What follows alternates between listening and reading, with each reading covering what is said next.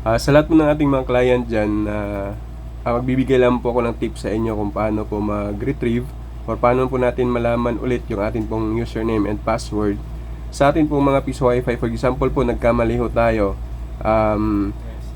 Nagkamali ho tayo ng ng password, tapos pag input natin, pag login natin ulit, nalimutan nga po natin kasi mali yung nalagay natin. So saan natin siya makikita, no?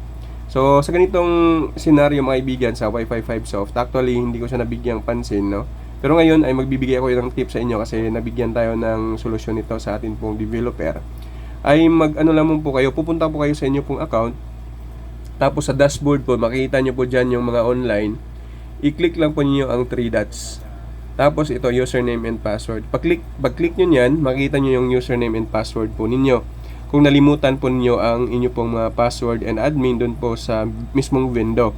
So kung ang inyo pong mga license ng vendor ay nasa akin pa po, tapos nalimutan nyo ang inyo pong mga password and username, ipasa nyo lang po yung license or serial number para makita natin yung inyo pong username and password. So yun lang po ang hiling natin sa lahat, na kapag nag-change password po tayo, sana po ay sure ho tayo, no, na i-input yung po password, kasi yun nga po isa sa dahilan, not all the time po na makaka-reply ho agad tayo, no.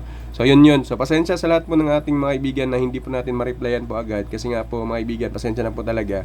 Ay minsan po ay yun nga po, no, na busy ho tayo, pero nagre-reply naman po tayo kapag makita natin yung ating lahat-lahat. Tinatrabaho kayo natin yan, makikita natin lahat po ng ating mga chat dyan. I-reply ko po yung mga importanteng bagay.